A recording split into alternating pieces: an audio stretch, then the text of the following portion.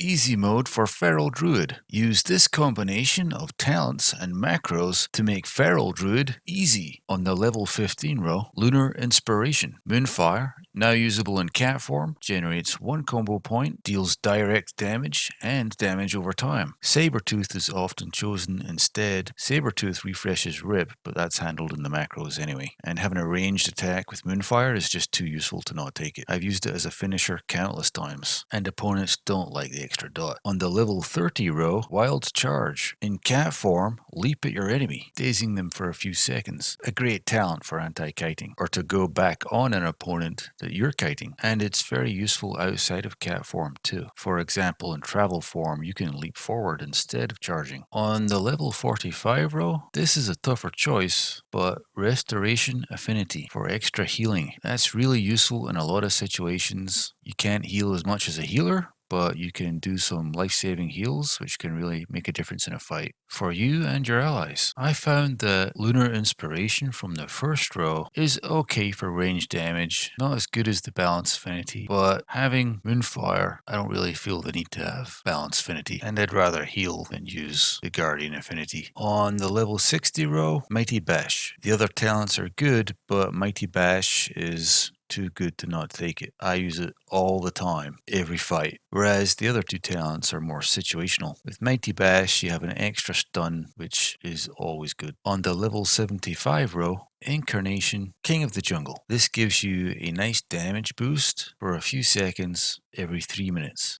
What I really like is that while it's active, you can re-stealth. And once stealthed, you can do another rake from stealth, which stuns your target. So not only do you get extra damage, but you also get an opportunity to stealth and do another stun if you want. That's a great talent. The level 90 row is for AoE talents, and Brutal Slash is the one we've gone with here. It's got 3 charges and is great for burst AoE. On the level 100 row, Feral Frenzy. It does damage, but the great thing is you can quickly generate 5 combo points, and right after do a Ferocious Bite. Great burst damage. Blood Talons is a more difficult option there. Feral Frenzy works great with the easy mode macros. For the PvP talents on the right, Adaptation automatically removes crowd control. Leader of the Pack gives you extra crit. Thorns gives you damage when hit by melee, and Ferocious Wound reduces the health of your opponent after you do a Ferocious Bite, and it stacks twice. Some won't like Adaptation because it removes the choice of when you remove the crowd control, but it works very well with the easy mode. You can actually change all these talents to your preference and just modify the easy mode macros to work with them. Let's take a look at the macros now. We have a macro to generate combo points and a macro to consume combo points. There are also macros for damage boost, shields, charge, and survive. This is the generate combo points macro we're looking at here. Now you can copy and paste these macros from the link in the description. It might look complicated at first, but the main part of what we're doing here is casting a sequence of spells one after the other, generating those combo points. And our next macro consumes the combo points that you generated with the previous macro, casting Rip and Ferocious Bite in sequence. Again, don't worry, you can copy and paste these macros.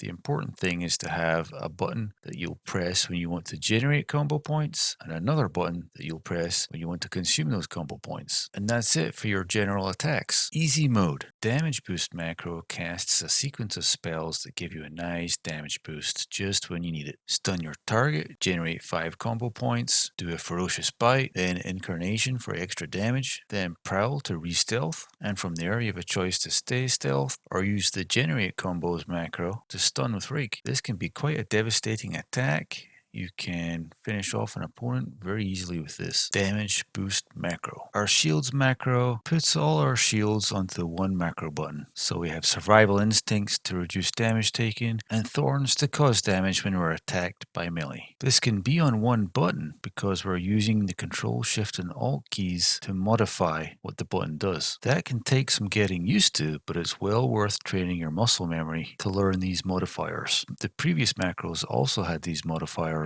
and you can change the spells that they cast as you please, but they're already set to quite logical spells. The survive macro contains the healing spells that we'll use during combat and entangling roots. So this macro is all about staying alive in combat. I haven't gone into too much detail in each of these macros. but I encourage you to go to the video description, click the link, and you'll be able to copy and paste each of the macros and see a little bit more information on what each one does. Let's take a look at the macros in action. Pressing the Generate Combos button, Consume Combos button, Damage Boost button, Consume Combos, Stealth, the Generate Combos button, Consume Combos, Shadow Meld, the Generate Combos, Consume Combos, Generate Combos, Consume Combos.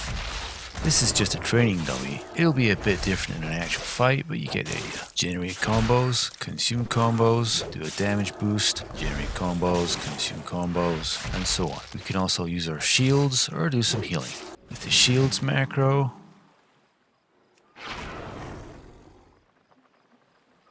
and the survive macro.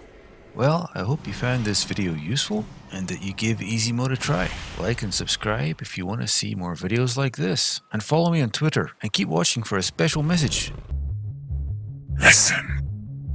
Alliance, join us.